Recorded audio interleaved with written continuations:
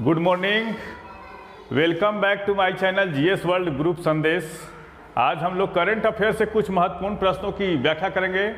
कल कुछ अपरिहार्य कारणों के कारण से करंट नहीं हो पाया, इसके लिए मैं क्षमा प्रार्थी हूं। और आज इस सेशन में महत्वपूर्ण प्रश्नों की जो छूट गया था कल का, इसमें डालने का कोशिश करेंगे। कुछ नए क्वेश्चन भी रहेंगे। हाल ही में 20 रेड क्रॉस दिवस कब मनाया गया? ये 8 मई को। क्यों मनाया जाता है 20 रेड क्रॉस दिवस? क्योंकि रेड क्रॉस के संस्थापक थे हेनरी ड्यूडेंट। उन्हीं की जन्म दिवस के पर, उनकी जयंती के अवसर पर यह मनाया जाता है, हेनरी ड्यूडेंट की जयंती पर। और रेड क्रॉस दिवस मनाने का लक्ष्य क्या है? बिना किसी भेदभाव के किसी को सहायता करना, ये रेड क्रॉस दिवस का लक्ष्य होता है। बिना किसी भेदभाव को किसी की सहायता करना, ये जो है रेड क्रॉस दिवस का लक्ष्य होता है और हेनरी ड्यूडेंट की जयंती पर मनाया जाता है। 2023 के लिए इस दिवस की थीम क्या है? एवरीथिंग। किसी भी एग्जाम का थीम महत्वपूर्ण होता है। Everything we do comes from threat, इसकी थीम है। और पहला रेड क्रॉस दिवस कब मनाया गया था? 8 मई 1948 को मनाया गया था। और किसके जन्मदिवस मनाया जाता है? तो हेनरी ड्यूडेंट की जयंती पर मनाया जाता है, जो रेड क्रॉस के संस्थापक थे। अब दिवस की श्रृंखला है तो देख लेते हैं। तो 1 मई को कौन सा दिवस मनाया गया? अंतर्राष्ट्रीय श्रमिक दिवस। अंतर्राष्ट्रीय श्रमिक दिवस मनाया गया। अंतर्राष्ट्रीय श्रमिक दिवस। 1 मई को कौन सा दिवस मनाया गया? 1 मई को मनाया गया महाराष्ट्र और गुजरात का स्थापना दिवस। महाराष्ट्र और गुजरात का स्थापना कब हुआ था? 1960 में। महाराष्ट्र और गुजरात का स्थापना दिवस। महाराष्ट्र और गुजरात का स्थापना दिवस।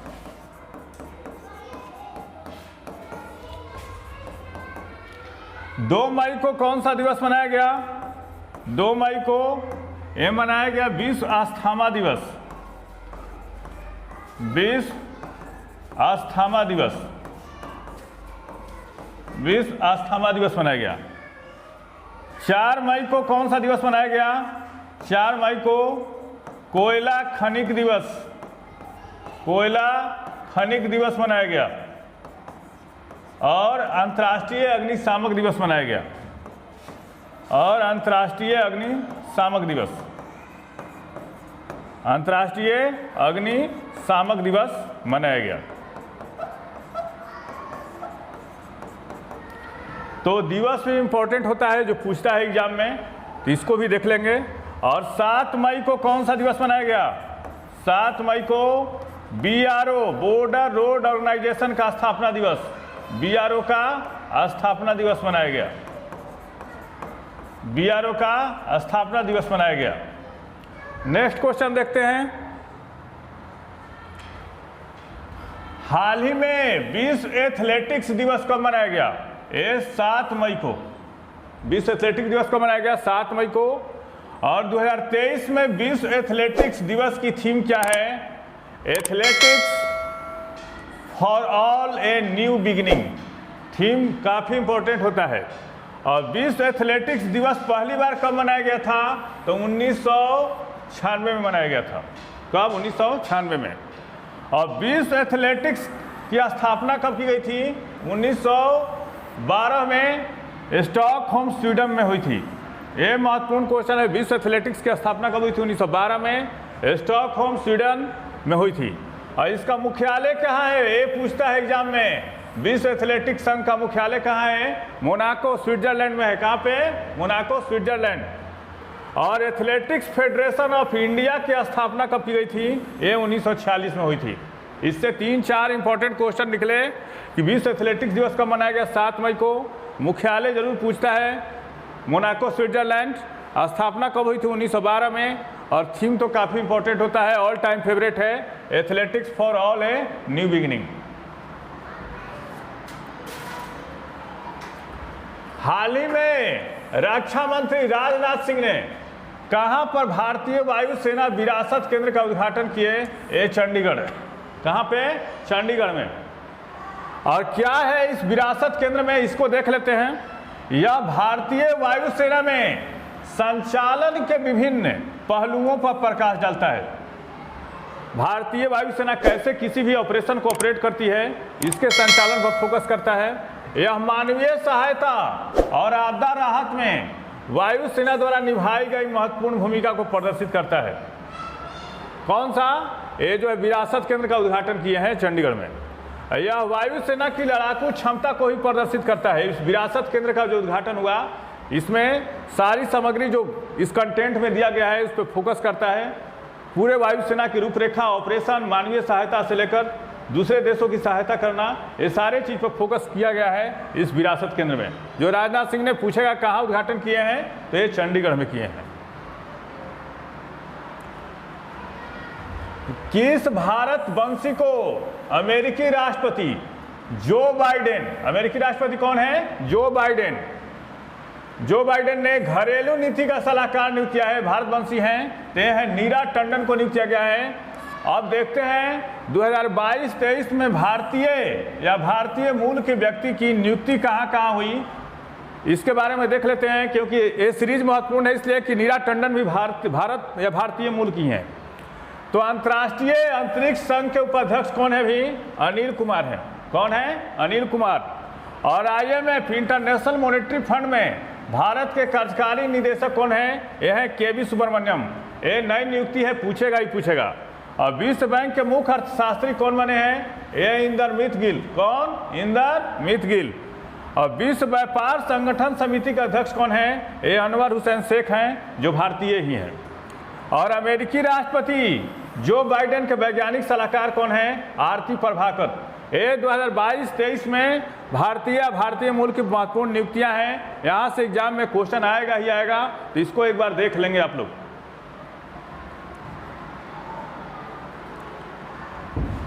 हाल ही में मैड्रिड ओपन टेनिस टूर्नामेंट का महिला वर्ग का खिताब किसने जीता है? आर्याना सबलेका ने।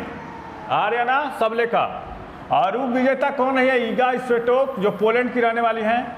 अब ऑस्ट्रेलियाई ओपन हो गया है, थोड़ा सा देख लेते हैं। ऑस्ट्रेलियाई ओपन 2023 पुरुष एकल का विजेता कौन बने? नोवाक जोकोविच।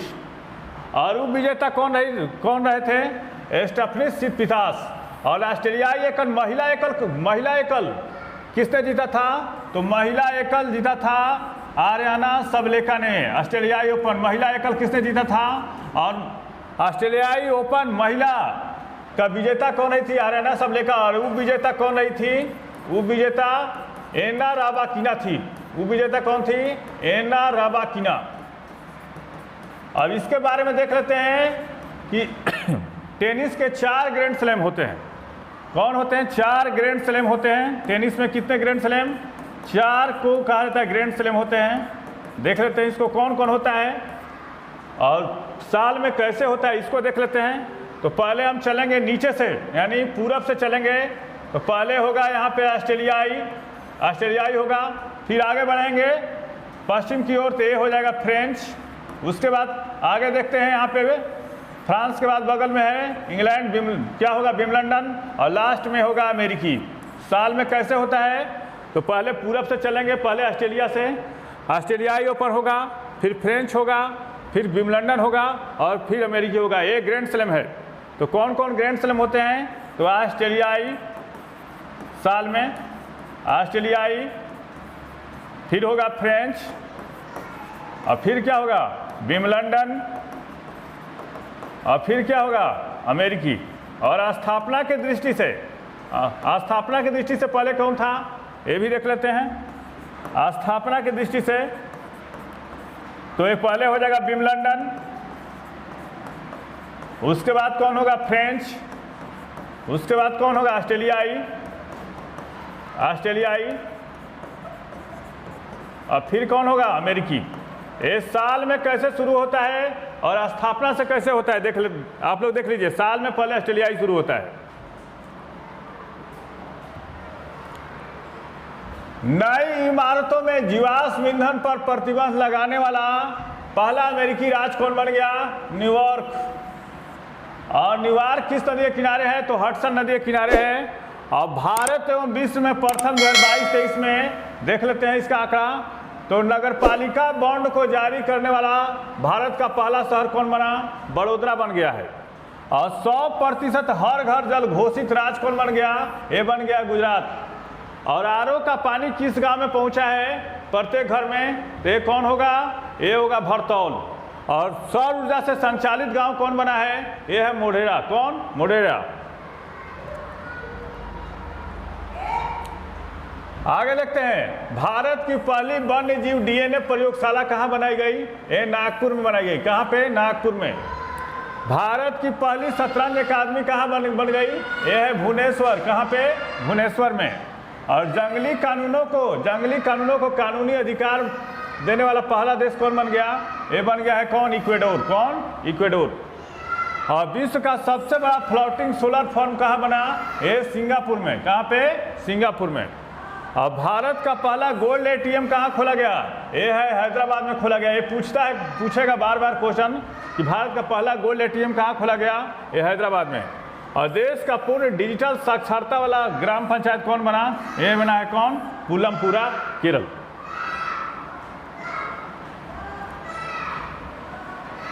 किस भारतीय भारोत्तोलक ने एशियाई भारोत्तोलन एशियाई भारोत्तोलन चैंपियनशिप में पुरुषों के 67 केजी वर्ग भार में स्नैच में रजत पदक जीता है? यह है जेरेमी लाल रिजुंगा। और 55 केजी वर्ग भार में रजत पदक जीता है कौन? विद्या रानी है। और इसका आयोजन कहाँ हो रहा है? आयोजन दक्षिण कोरिया में हो रहा है। कहाँ पे? दक्षिण कोरिया में। इसका आयोजन दक्षिण कोरिया में इसका आयोजन हो रहा है। आयोजन कहाँ? दक्षिण कोरिया में। कहाँ पे? दक्षिण कोरिया में। हाल ही में किस राज्य ने अल्पसंख्यक मामलों के निदेशालय की स्थापना की? यह है नागालैंड। अब नागालैंड के बारे में देख लेते हैं। नागालैंड, इस राज्य की स्थापना कब की गई थी? राज्य की स्थापना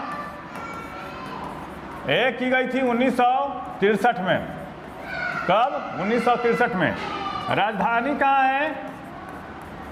राजधानी है कोहिमा। विधानसभा की सीटें कितनी हैं? विधानसभा की सीट ये है 60। आगे देखते हैं, नंगा पर्वत की सर्वोच्च चोटी, नंगा पर्वत की सर्वोच्च चोटी माउंट सारामती कहाँ है? ये नागालैंड में है। माउंट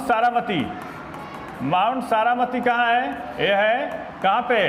नागालैंड में है। कहाँ पे? नागालैंड में। इटांगटी और फकीम वन्य अभयारण्य कहाँ है? इटांगटी बार बार पूछता है। इटांगटी और फकीम वन्य अभयारण्य कहाँ है? ये है नागालैंड में। कहाँ पे है? नागालैंड का सबसे बड़ा शहर कौन सा है? सबसे बड़ा शहर कौन है? ये है कौन? दीमापुर। कहाँ है? दीमापुर, नागालैंड।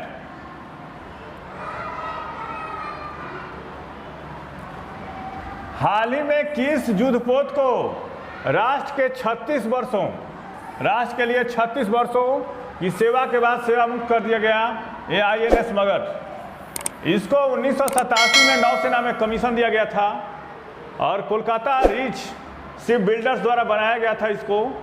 और श्रीलंका में ऑपरेशन पवन में इसने सहायता दी थी और इसको सेवा मुक्त कर दिया गया। किसको? INS मगध को। केंद्रीय युवा मामले और खेल मंत्री अनुराग सिंह ठाकुर ने खेलो India university games Uttar Pradesh 2022 का शुभंकर का अनावरण किया। उसका नाम क्या था? जीतू। उत्तर प्रदेश में 25 मई से 3 जून तक 21 खेल विषयों में खेल प्रतियोगिता का आयोजन किया जाएगा। इसमें 4000 प्रतिभागी भाग लेंगे और उसके लिए एक शुभंकर का अनावरण किया गया है। इसका नाम है जीतू, जो बार बार पूछता है।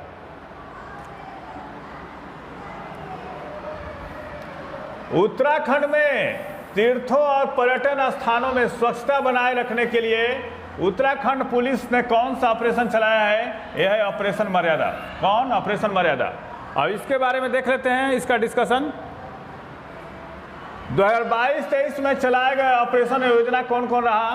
तो गीता कर्मी कुला बीमा योजना ये किस राज्य का है? यह है तेलंगाना का। कहाँ का? तेलंगाना का। स्वनिर्भर नारी योजना कहाँ का है? यह है असम का है। और पंचामृत योजना कहाँ का है? यूपी का। और गो ग्रीन योजना कहाँ का है? यह है गुजरात सरकार। गुजरात सरकार का। और ऑपरेशन कौन कौन चलाया गया देख लीजिए। तो ऑपरेशन गंगा चलाया गया किसके लिए?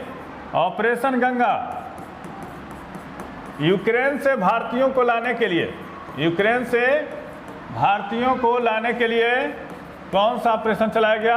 भारतीयों को लाने के लिए ऑपरेशन गंगा चलाया गया। ऑपरेशन कावेरी देखिए, ऑपरेशन कावेरी,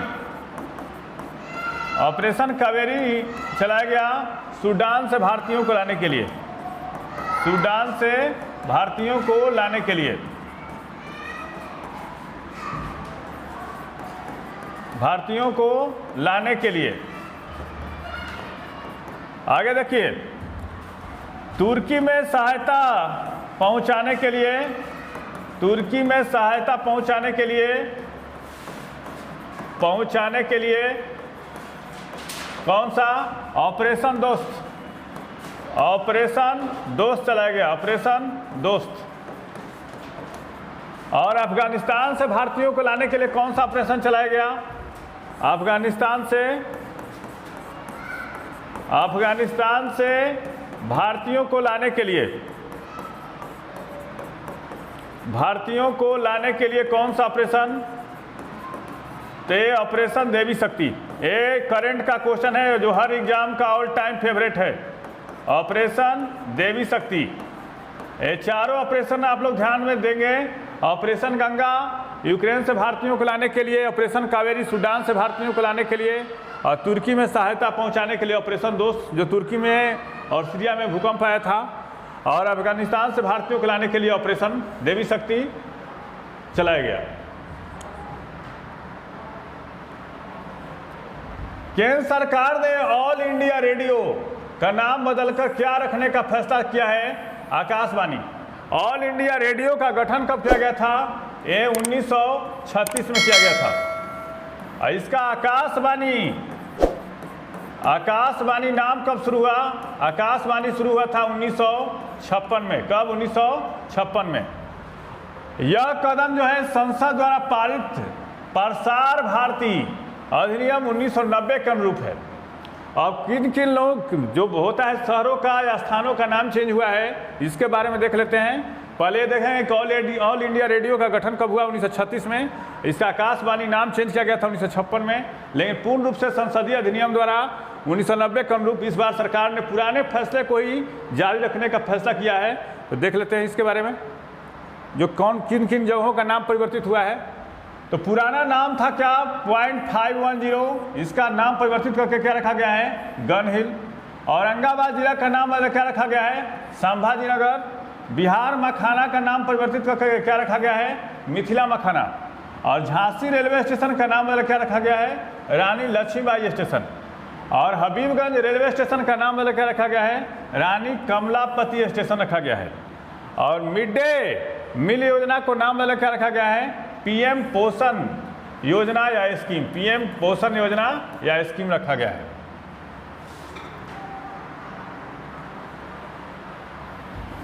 हाल ही में रक्षा मंत्री ने किस संगठन में महिला अधिकारियों की नियंत्रण रेखा पर, निमंत्रण नहीं है, नियंत्रण रेखा पर तैनाती की मंजूरी दी है? टीए, टेरिटोरियल आर्मी, प्रादेशिक सेना। इसमें मेडिकल कोर, इंजीनियर कोर में जो महिलाएं सर्विस करेंगी वो फ्रंट लाइन पे काम करेंगी। और टीए की स्थापना कब की गई थी? 1949 में टेरिटोरियल आर्मी की। ये भारतीय सेना का ही एक शाखा है जिसमें 18 से 35 वर्ष के लोग नौकरी करते हैं। 18 से 35 वर्ष के लोग क्या करते हैं? इसमें सेवा देते हैं, लोग सेवा देते हैं। बताइए सेशन कैसा रहा? अगर अच्छा लगे तो लाइक करें, सब्सक्राइब करें, शेयर करें। जहाँ कमी हो वहाँ पे लिखने का ज़रूर कोशिश करें। कमियाँ अगर दिखेंगी तो उसको सुधार करने का कोशिश किया जाएगा। Thank you. कल नहीं आया करंट, इसके लिए पुनः एक बार क्षमा प्रार्थी हैं। Thank you.